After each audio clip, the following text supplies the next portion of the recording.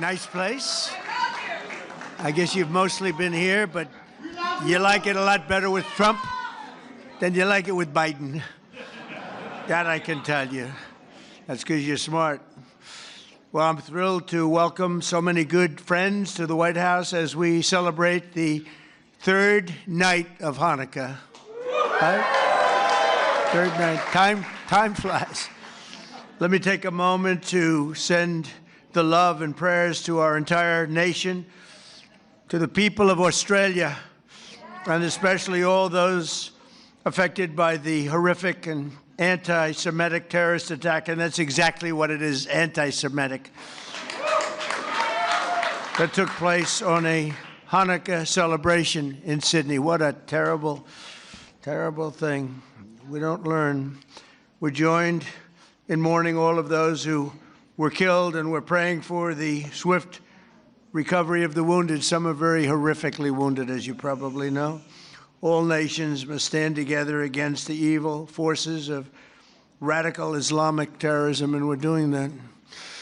Joining us tonight, our Commerce Secretary Howard Lutnick is doing a fantastic job. Representatives Paul Gosar, David Kutzoff, Claudia Tenney, Ronnie Jackson, he was my White House doctor. Ronnie was asked, who is the healthiest of all? Was it Barack Hussein Obama? Was it Sleepy Joe Biden? Or was it Donald Trump? And he said Trump was by far the healthiest. He was the doctor for all three of us, and he said Trump was by far the healthiest. I love him. If he didn't say that, I would have never have talked to him again. Where is Ronnie? Is he here? Ronnie Jackson, what a great legend. Josh Gottheimer's here. Mr. Salt is here, Mike Lawler. He's the only guy could have gotten that for New York. Nobody else. He worked so hard on that. Will you please focus on the midterms, please? Do you mind? Okay. Because you can do it. Jared Moskowitz. Thank you, Jared. Thank you, Jared. Max Miller is here. Great old Max. He was my music man in the White House. He knew music better than any human being. Craig Goldman. Thank you, Craig. And Randy Fine, new to Congress, but he's done a great job. He's been great. As well as the mayor of Boca Raton, Florida, Scott Singer. Thank you very much. Thank you, Scott. Good place. I love Boca. National Chairman of the Republican Jewish Committee, Norm Coleman. Thank you, Norm. Looking good, Norm. CEO of the Republican Jewish Coalition, Matt Brooks. He says Trump is the greatest president we've ever had, so I like him. I'll take Matt any day. Thank you, Matt. CEO of the Israeli-American Council, Ellen Carr. Thank you. We have a man. I have to take a little time. Because every Saturday night, used to be Sunday, then he did so well that they put him on Saturday too, Saturday night. Do you know who I'm talking about? Because there's only one has Saturday and Sunday. And Saturday is considered Death Valley, but it's not death because of ratings. Nobody gets good ratings. Although actually my daughter-in-law is doing well, and you always did well. The great one, Mark Levin. And much more importantly, his much more brilliant wife. Where are you? There you are. Would you come on up here, both of you? Get up here. Get up here. Look, every Saturday, every Sunday, I'm forced to watch television to listen to this guy talk about how frickin' great I am. Because he does like Trump. There's no question about it. Come on up here, Mark. Get up here. Come on up. What a beautiful couple. Did you get lucky? If you weren't a genius, you wouldn't have a wife like this. Mark, say a couple of words. Come here, darling.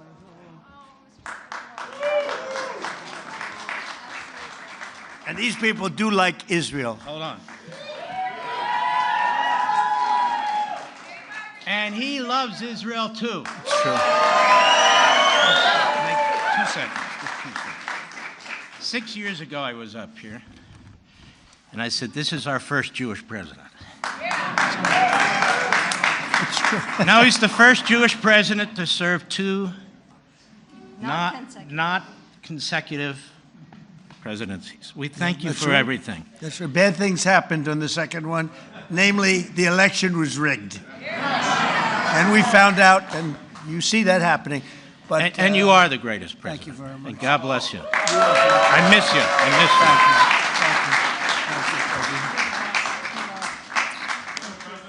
Thank you. Take care of that guy. Take care of that guy. No, he's so great. Thank you, Mark, for both being here. You both really are amazing. So, Rabbi Yehuda Kaplan. Thank you, Rabbi. Oh, no. Sid Rosenberg. There he is. Sid. Do you want to come up here, Sid? Mark, should I let Sid come up, Mark? I think so. Come on, Sid. So Sid's got the #1 radio show in New York. Got the #1 radio show in New York, like by far, ABC. Works for a really nice guy, too. Actually, he's not that nice, but he's nice as far as I'm concerned. He works for a good man. Say a few words, Sid. Thank you. I love him. Do you all love him? Has there been a president even close to this guy, even close? And now I know what I love him. He starts tonight talking about Australia. Good luck with anybody else in our government, starting with the Jewish people in Australia. Nobody better. And the fact that you called me up on stage, I'm going to say this. My beautiful wife Danielle's in the audience. The birth of my 2 children. Outside of that, President Trump, this right now is the greatest moment of my life.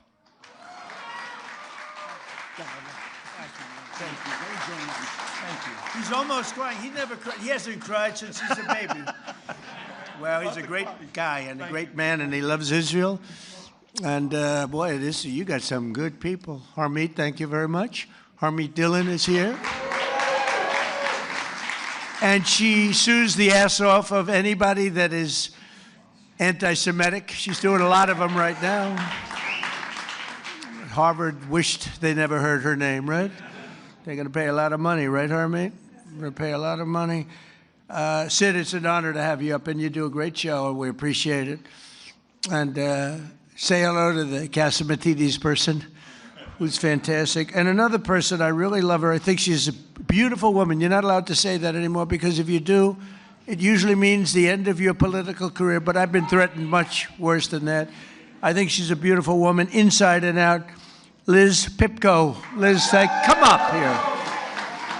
Enough with the Sid and the Mark. Come on up here. Look at her. She has been so strong for Israel and for our country. Let's say a few words, please. Hi, thank you. First, I want to address the elephant in the room, which is me tonight. I am grateful to President Trump for so many things, but now, most of all, I'm grateful for this tiny miracle which exists because Donald Trump ran for office in 2016. I met the love of my life on that campaign, and now, in addition to saving the world, I will have a child, thanks to President Trump.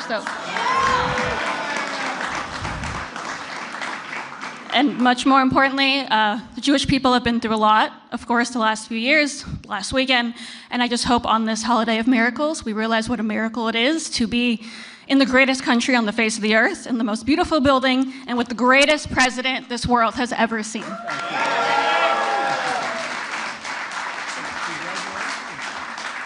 Congratulations. That's right. She was on the campaign, and she was so effective and great. And we always have to remember the ones that have been great in good times and bad. That's why Mark and the people I introduce, because I don't introduce them when they're just sort of good. When they're good, everyone's good. The day after I won the election, they were, sir, I just want to tell you, you're the greatest person I've ever seen. Thank you, sir. I'd love to have dinner sometime. Where have you been for the last 2 years? We have a lot of those people, mostly those. Jason, how are you, Jason? Jason Greenblatt. Do you know Jason Greenblatt? He worked for me for years. He's a great lawyer. Then he made a lot of money, and he said, I'm getting out. And you focused on Israel, right? That was the focus. He says, I love Israel. I just want to focus on Israel. It's good to see you, Dave. I haven't seen you in a long time, but he was a great lawyer. Here's another great lawyer, David. Good to have you here. Good to have you here, David. And we have another person that's a very special person. She received the Presidential Medal of Freedom. She is a beautiful woman, actually, in my opinion. Another one. That's 2 reasons now. And third, by the way, Mark, we have 3 reasons, Mark, because your wife is incredible, always, from day one. But I think it's okay if we ask Miriam Adelson. Do you want to come up, Miriam? Come up here, Miriam.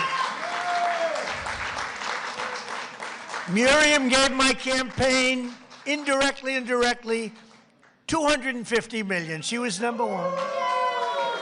When somebody can give you $250 million, I think that we should give her the opportunity to say hello.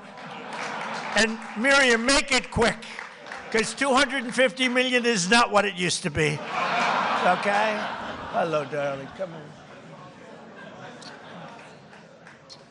Incredible woman with a great husband, a man that loved Israel.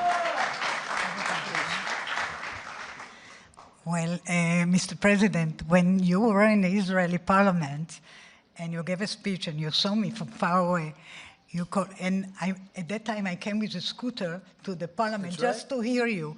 I wanted to hear you alive. And then you say, Miriam Adelson, and I stood for a second, but it was so painful, so I sat. Then you screamed, Miriam, stand up! And I wish you would have known, but I stood up and heard all your compliment, and thank you very much. I saw you back there standing. Yeah, you saw me. She stood Thank up you. bravely. And now I met Alan Dershowitz, and he said the legal thing about 4 more years, and I said, Alan, I agree with you, so we can do it. Think about it. Alan's here someplace. Where's Alan? Alan is here, or he had a flight? Alan is here?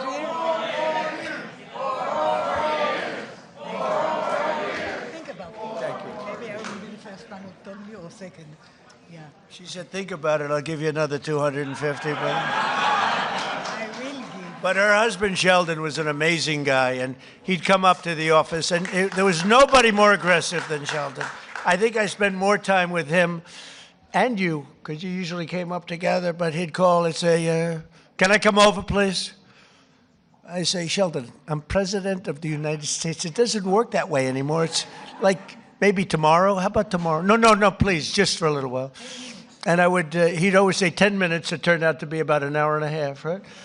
And what he did is he fought for Israel. That's all he really fought for. He just wanted to take care of Israel. So he was a great guy. He was a fantastic man, and he loved you so much. He couldn't see straight. So good. Thank you, darling. Be careful. Be careful. We don't want her falling. You know, when you fall, it's not good for politics. We had a man that fell a lot. I don't want to talk too much because I'll have my day, I'm sure, you know. They're waiting, the press. See all that press back there? They're waiting. Oh, would they like to see Trump trip off the stage? I would never live it down. But anyway, and we have so many friends. I can't mention everybody, but we have so many friends. Hello, my man. How are you? Boy, we have good people here tonight, huh? This is the A-list. This is the A-list of any list. But it's an honor to have you all. It really is. What you've done and what you've gone through is incredible. And as a people, there's never been anything like it. You know, I told Bibi, I said, you know, it's amazing what you've done. Because when you look at the Middle East, you take a map of the Middle East, I said, the land is so small. It's so tiny. It's like hard to believe what you've been able to do. Now, it helped the B-2 bombers that we sent in to wipe out the... we gave them a lot of help. It helped when we were shooting all those drones down from jet fighters. Don't ever let anyone tell you a drone is better than a jet fighter. Drone's very nice. But when you have F-22s circling around them like there's nothing, just shooting the crap out of them out of the air, don't let anyone convince you that a drone is better than an F-22 or an F-35 or any of that stuff. But they're nice. They're nice. But we had our fighters shooting the hell out of 2,000 drones were launched at Israel, and they were just knocking them out. The only problem, on occasion, they'd run out of bullets. But every one of them took out a drone, and we did a great job. And then we did the best job of all, is we knocked out the Iran nuclear power. And they would have had that, and within a month, I think they would have been a much different story, would have been talking from a much different place. But the story of Hanukkah began more than 2,000 years ago in ancient Jerusalem, when the oppressive tyrant, and they were really oppressive, tried. By the way, a lot of things don't change so much. They'd be oppressive today if you didn't have strength. You need strength, Mark, right? If you don't have strength, and if you don't have a partner with a good president. Don't forget, you had a president previously that believed in Iran. They ditched the entire world for Iran. That's why they signed the Iran nuclear deal that I terminated immediately. It was the worst deal. And Bibi Netanyahu came over here to beg Barack Hussein Obama not to sign that deal, but he signed it. He signed it. It was a whole different world. And that's why I wonder. I got the highest Jewish vote. Now, I have to say, in Israel, they say I'm at 99%. But over here, I was like at 50. It meant that 50% of the people over here voted for Kamala. Is that possible? Is that even possible, right? So, anyway, but they suppressed the Jewish worship and imposed foreign rules. Are we okay over there? Just want to make sure you're okay. You okay? Good. I want to make sure you're perfect. Okay? Thank you very much, yeah. Yeah, is there a doctor? Get a doctor over there, please, just in case. Go ahead, hop over there, please. Okay? Good. Thank you very much. Everything good? Okay. Great person. Against overwhelming odds, a small band of Jewish fighters rose up to defend the Jewish people's right to worship freely. When they reclaimed the Holy Temple, they found only a single flask of sacred oil, just enough to keep the menorah's light burning for one night. They wanted that light to burn just for one night. Yet, as the story goes, that small flame endured for 8 days. Do you know that story? Does everybody know that story?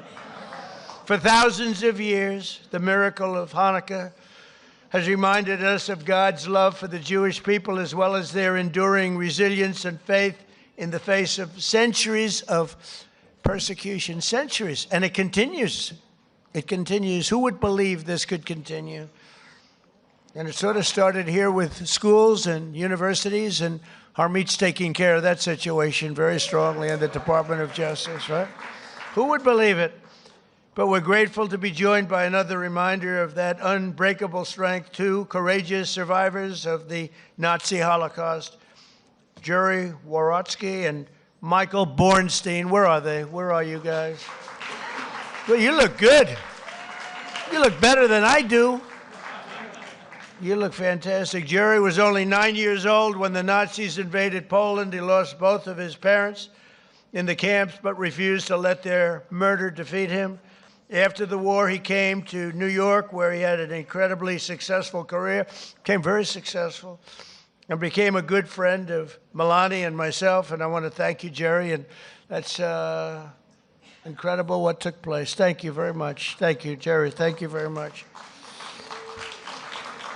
And Michael Bornstein lost both his father and mother in Auschwitz when he was just a very young man, a toddler, actually. Through the love and sacrifice of other family members, he managed to survive and reunite with his mother in later years. They would come to America, where Michael received a scholarship to college and eventually earned a PhD in chemistry and became one of the most brilliant chemists anywhere around. So Michael and Jerry, I want to just thank you. We're honored to have you. This whole group of people are very honored to have you both. Thank you very much. Thank you. Thank you very much. Thank you, Michael. As President of the United States, I will always support Jewish Americans, and I will always be a friend and a champion to the Jewish people.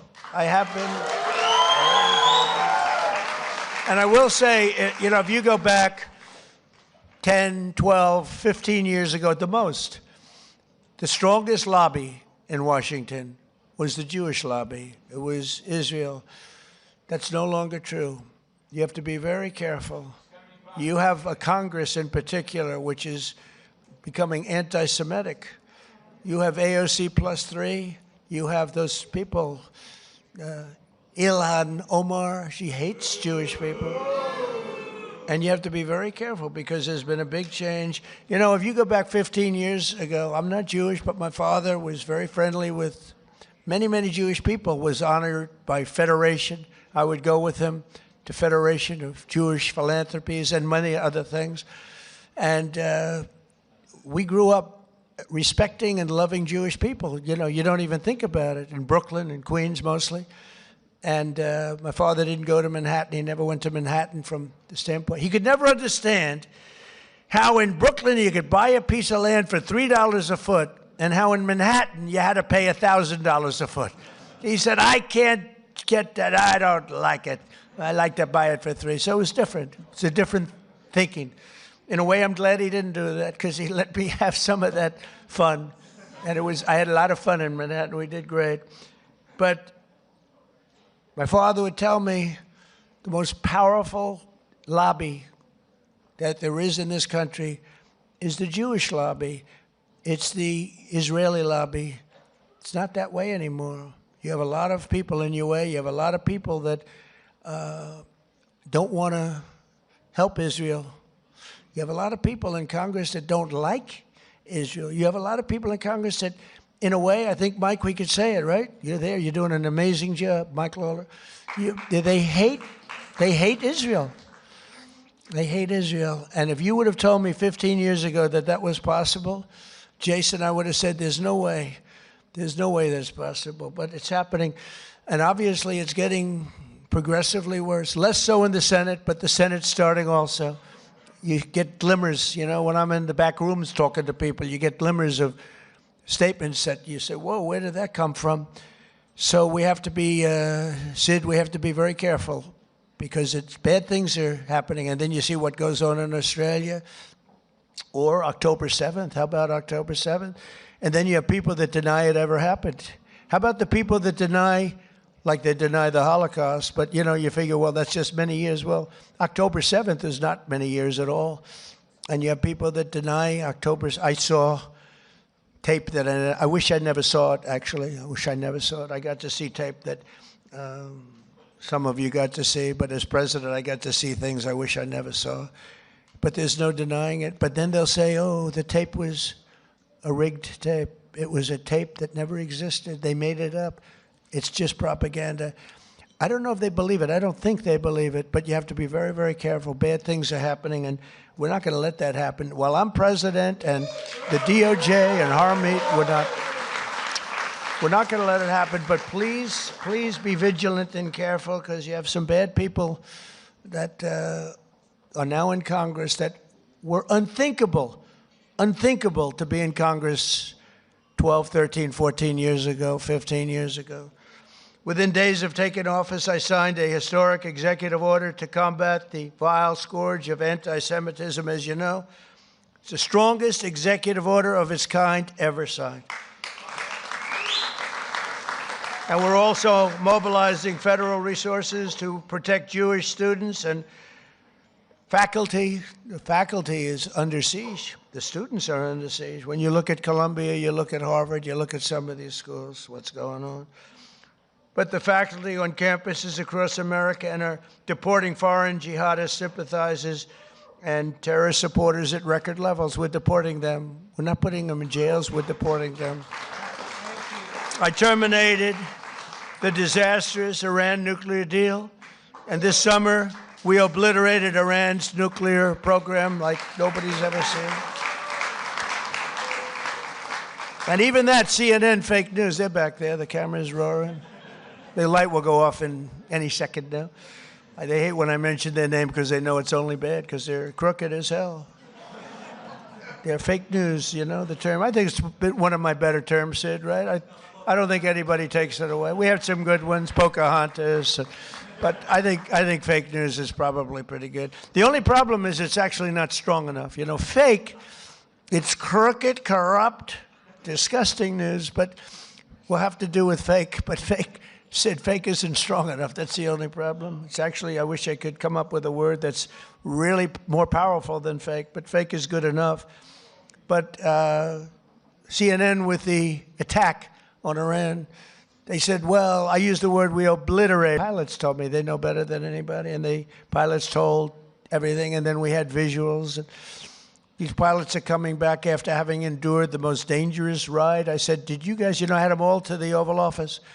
After 2 weeks after the attack, I had them all. I had the pilots, and I had the people that maintain the planes. I had the people that fly the tankers. We had 52 tankers because we had the 7 major planes. We also had 4 planes flying in different, of the B-2, flying in different directions.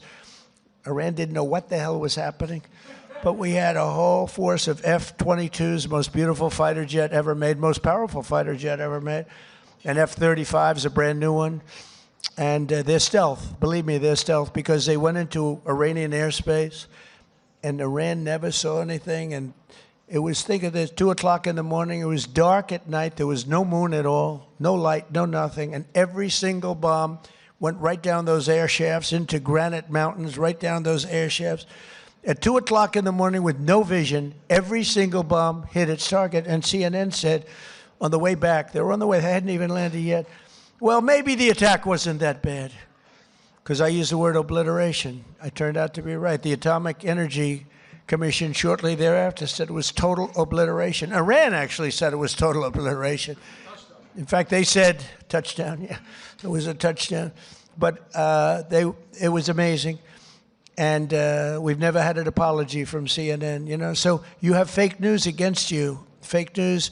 And I didn't fight for you. I wasn't fighting for you there. I was fighting for those pilots that were so brave to go there. When they came into the Oval Office, I said, you can't seriously enjoy this. They said, sir, we enjoy every minute of it. We were practicing this and the predecessors. We were practicing for 22 years, they said.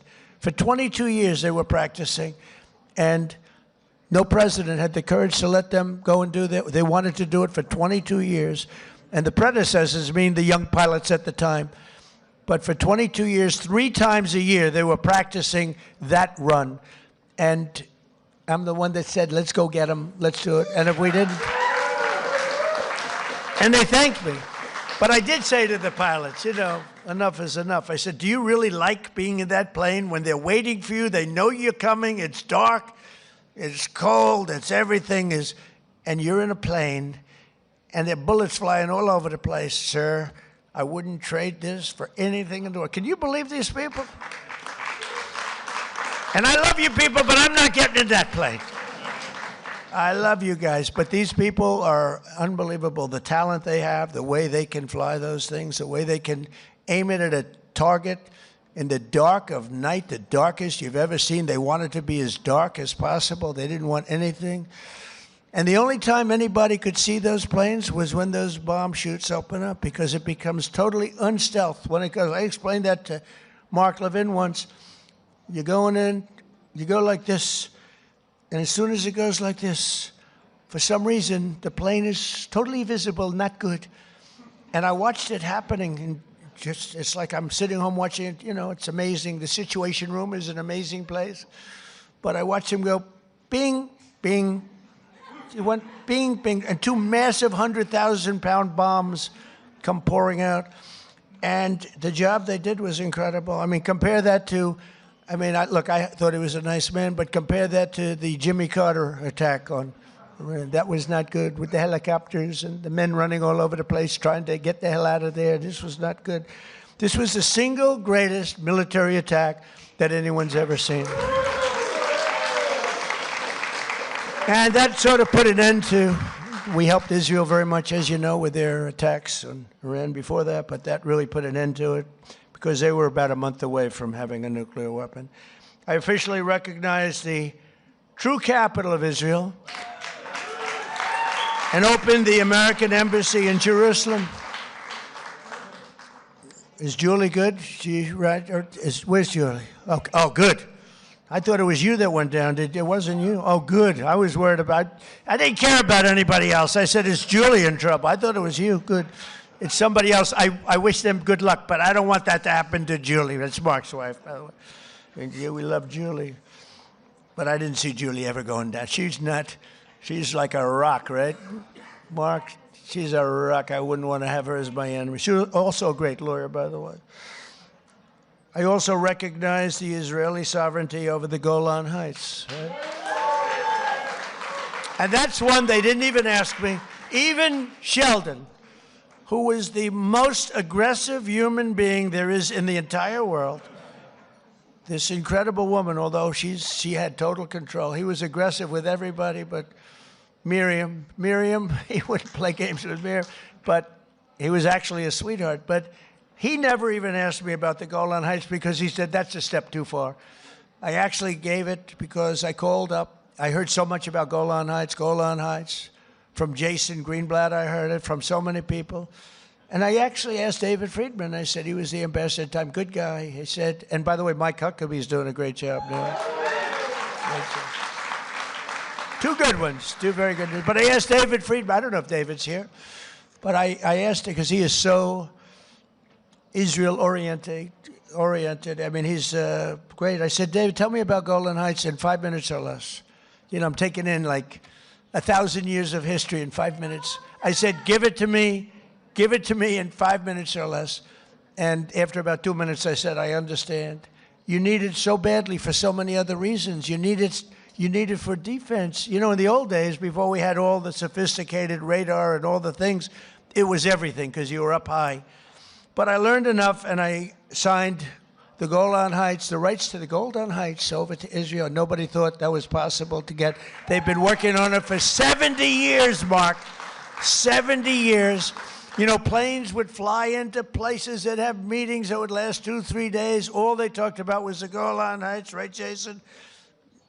And nobody ever did anything, but I did it, and we did it quickly. And I say, good luck to you. Then I found out the value of it, trillions of dollars. It could be worth, if you think, trillions of dollars. I said, maybe I should have asked him for something.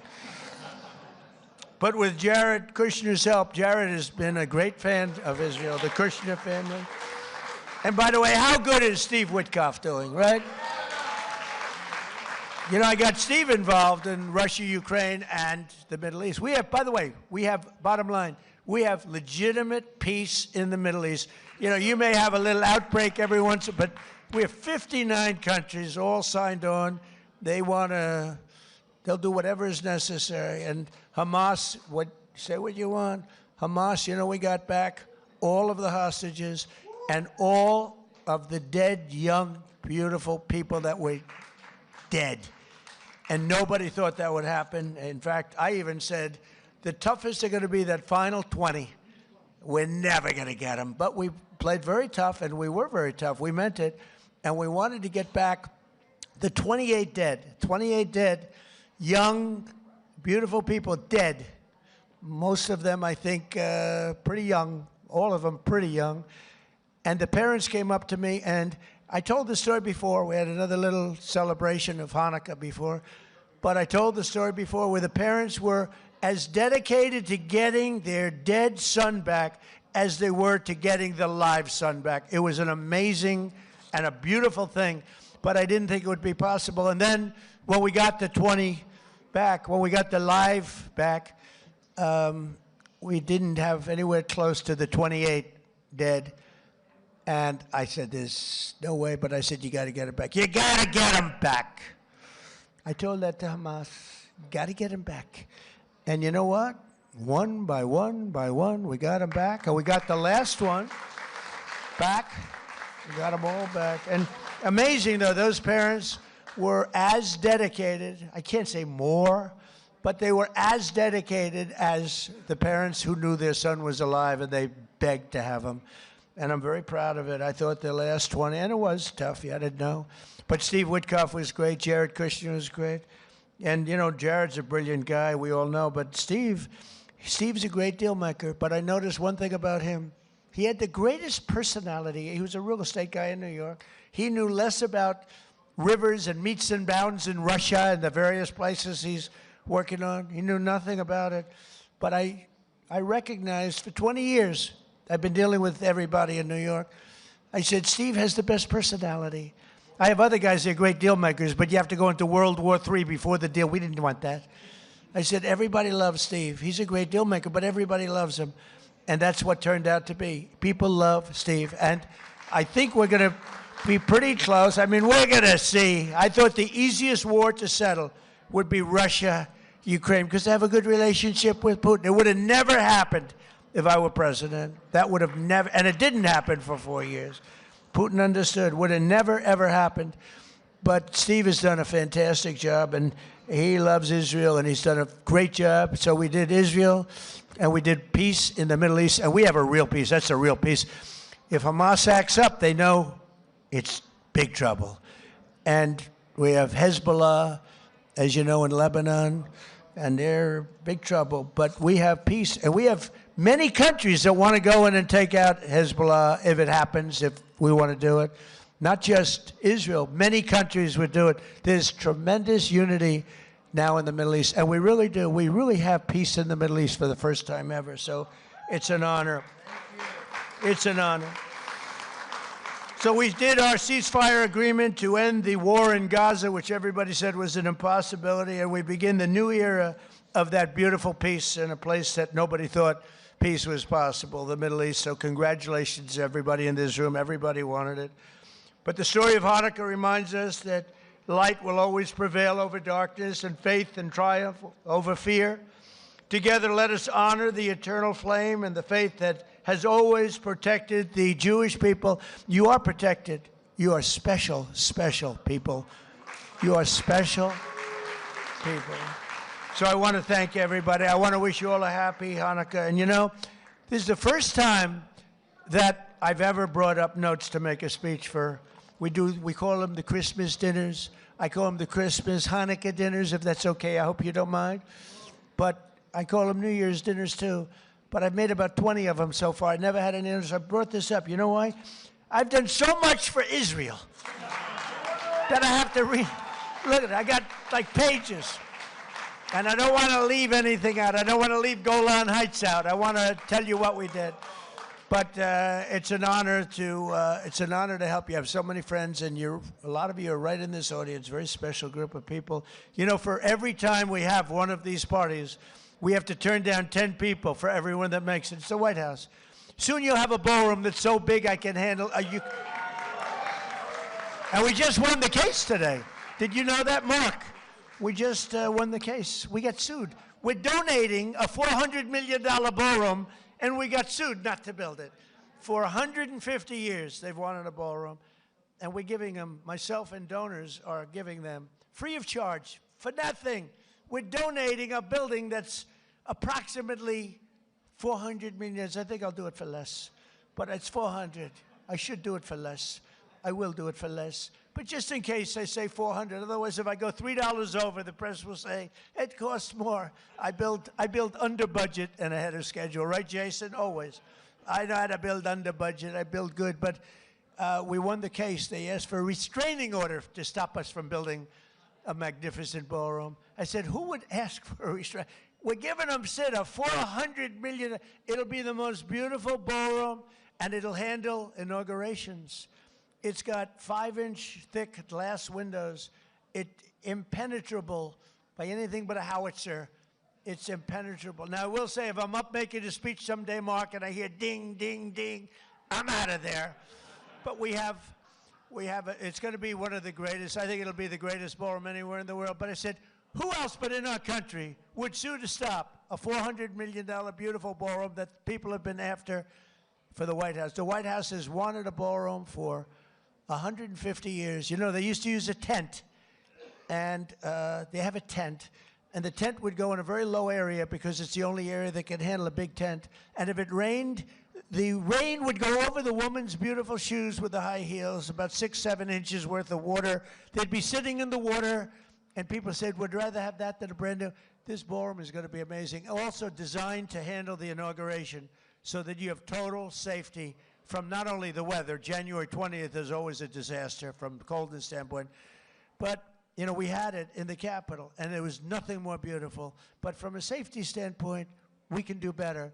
So we're going to have something that's really, really spectacular. And I thank the judge on the case for the courage in making the proper decision, because we didn't want to be held up. We would win that automatically anyway, but we didn't want to be held up or delayed. We want to go. And right outside, you see the pile drivers going boom, boom, boom. And my wife is being driven crazy. She said, this is not what I had in mind. You know, the first day she was great. She heard these piles that go down 150 feet into the ground. Boom. Second day, she was okay. Third day, she wasn't thrilled. And after that, it's been brutal.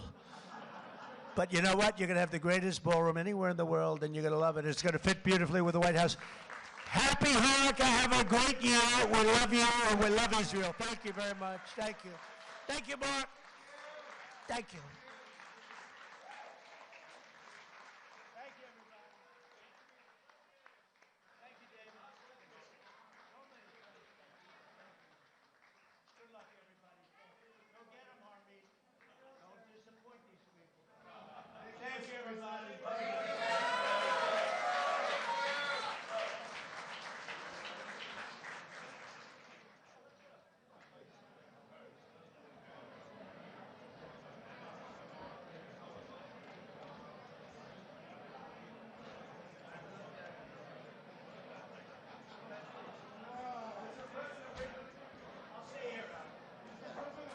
Read the prayers into the mic.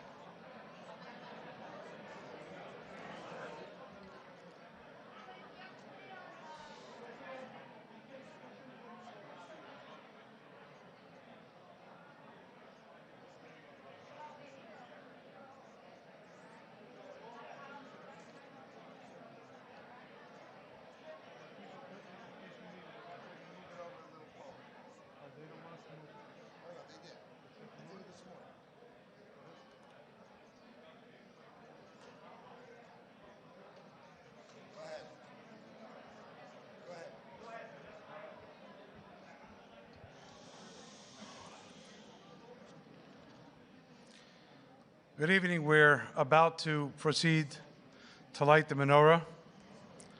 Mr. President, you know that I'm Jewish. You know that I'm American. You heard? Yeah.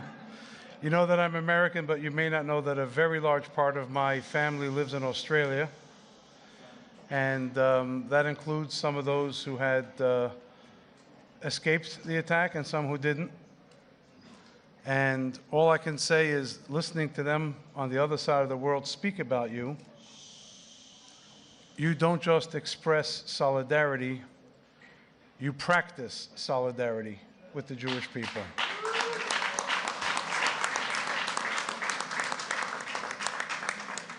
And you practice solidarity with Israel, perhaps in a way we've never seen before, to the extent that many people say, and many people believe, that you may very well be, even among the friends of Israel and the Jewish people we've had, the strongest, the deepest friend that Israel and the Jewish people have ever had here in the White House.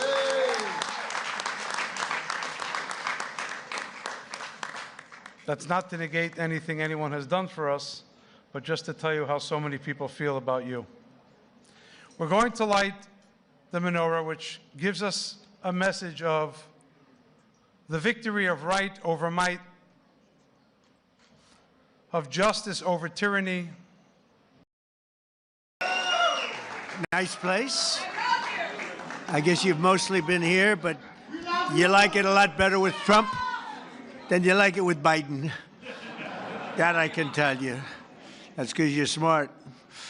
Well, I'm thrilled to welcome so many good friends to the White House as we celebrate the third night of Hanukkah. Right? Third night. Time flies. Let me take a moment to send the love and prayers to our entire nation, to the people of Australia, and especially all those affected by the horrific and anti-Semitic terrorist attack, and that's exactly what it is, anti-Semitic, that took place on a Hanukkah celebration in Sydney. What a terrible, terrible thing. We don't learn. We're joined in mourning all of those who were killed, and we're praying for the swift recovery of the wounded. Some are very horrifically wounded, as you probably know. All nations must stand together against the evil forces of radical Islamic terrorism, and we're doing that. Joining us tonight, our Commerce Secretary Howard Lutnick is doing a fantastic job. Representatives Paul Gosar, David Kutzoff, Claudia Tenney, Ronnie Jackson, he was my White House doctor. Ronnie was asked, who is the healthiest of all? Was it Barack Hussein Obama? Was it Sleepy Joe Biden?